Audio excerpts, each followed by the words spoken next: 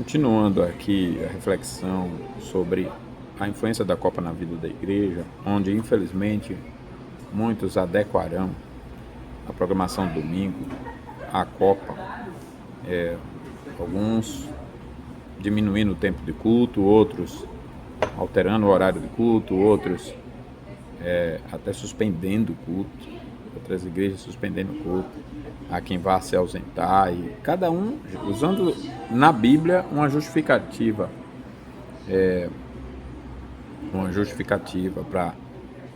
para fazer a Bíblia dizer o que ela não diz sobre o dia do Senhor, sobre o domingo, sobre o descanso, etc. Então, eu pensei aqui no Thomas Chalmers e gostaria de compartilhar com vocês, porque acho que ele tratou do cerne da questão de uma tese que ele expõe no seu sermão e que tem a ver com o debate e que serve para aplicar em qualquer área. O Thomas Chalmers foi um pastor escocês, teólogo, professor de teologia da Igreja Presbiteriana da Escócia. Foi um líder escocês da Igreja Escocesa e da Igreja Livre da Escócia. Foi um economista político e também foi um vice-presidente da Royal Society of Edinburgh, que é a Sociedade Real de Edimburgo. E ele pregou um sermão maravilhoso.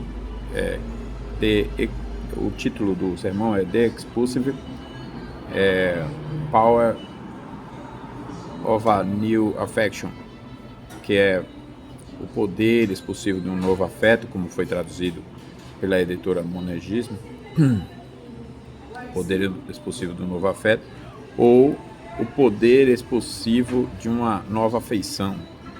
É um livro fino, eu li, maravilhoso, e basicamente ele argumenta que os desejos pecaminosos não são vencidos por força de vontade, mas substituídos. Cada afeto, o ser humano foi criado para o afeto, e cada afeto é substituído por um afeto mais poderoso. Basicamente é isso que ele vai argumentar. Então, ainda sobre o pecado, ele vai dizer que desde a infância nós desenvolvemos um afeto por alguma coisa natural, um afeto natural, e os pecaminosos também são assim, e a gente só abandona aquele afeto quando um afeto maior substitui aquele afeto menos poderoso, e assim vai até a fase adulta, a velhice. E ele chega a citar que, de maneira que, se alguém é retirado abruptamente por algum motivo do afeto forte, poderoso, ele não tem nenhum afeto para colocar no lugar, tem pessoas que entram em depressão profunda. Por exemplo, alguém que desenvolveu um afeto pelo poder, um juiz, e aí ele desenvolve ali todo o seu apego, não se preparou para uma nova afeição quando perdesse aquela, e ele então, pela doença, velhice, aposentadoria, fosse retirado daquele afeto e não tivesse mais nada na vida, ele entraria em depressão e muitos até suicidariam. E ele mostra com isso que nós então, como crentes, não devemos apenas argumentar para destruir o afeto do outro. Nós devemos argumentar para mostrar qual é o verdadeiro afeto pelo qual vale abandonar todos os outros afetos.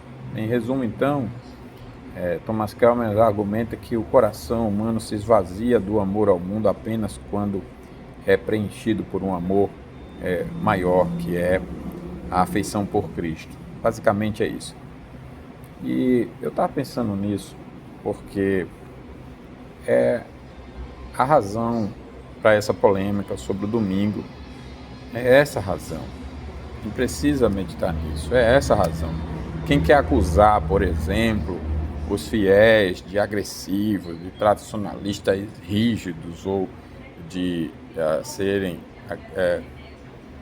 sem graça ou qualquer coisa ruim, é porque o afeto no pecado está tão forte, o afeto pelo pecado está tão bem firmado ainda, que a pessoa está disposta a usar a Bíblia, a teologia, a reforma protestante, a graça para proteger o seu pecado. E isso é lamentável, e é um momento de clamar, de jejuar, no sentido bíblico de jejum, de sentir profunda tristeza, a amargura mesmo, e é conhecer com humildade, ouvir a Deus a respeito de si mesmo. Onde está o afeto do meu coração? Ele é exclusivo para Deus ou não?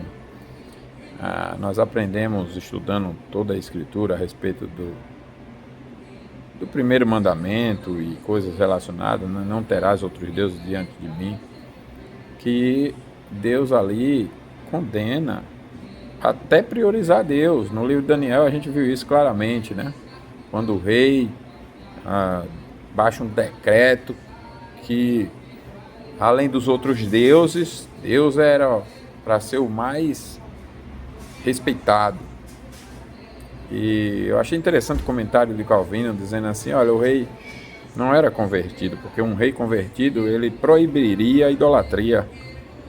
E tenhamos cuidado com esse tipo de postura, porque pode parecer virtuoso você dizer assim: esse aqui é para ser o mais respeitado, mas o mais respeitado entre tantos não é respeito nenhum.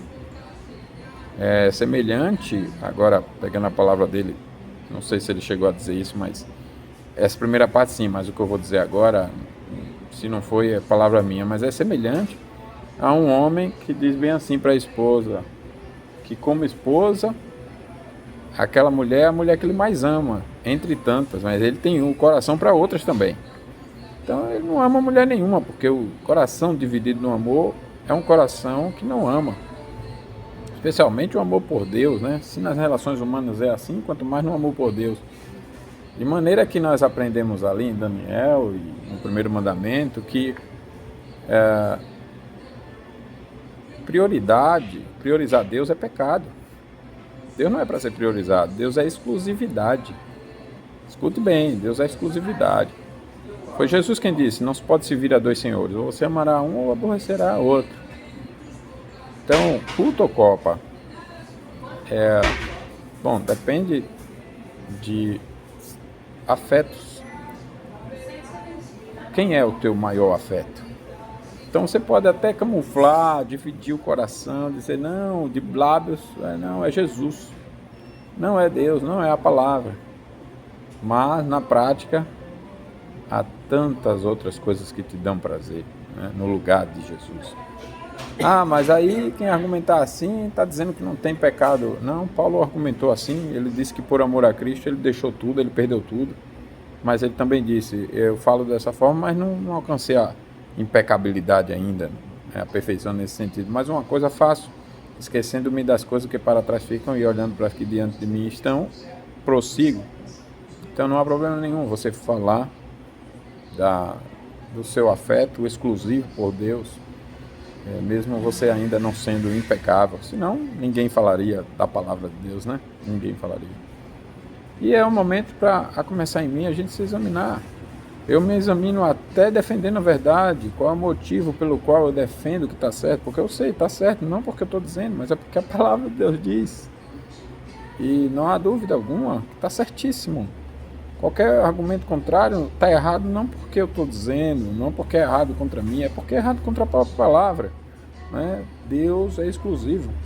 Veja, Daniel teve preocupação em não se contaminar com as finas iguarias do rei com relação a comer, portanto quer comais, quer bebais ou façais outra coisa qualquer. Eva cai comendo, Adão cai comendo. Coisa do dia a dia, comer, que parece que a gente perdeu de vista. Esse tipo de coisa, a gente nem examina mais essa questão de comer, quanto mais o culto, irmãos. Então, culto ou copa?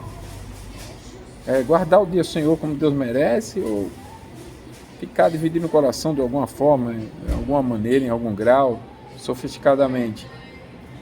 Bom, se você é um crente de verdade, você vai lamentar, até cogitar esse tipo de pensamento.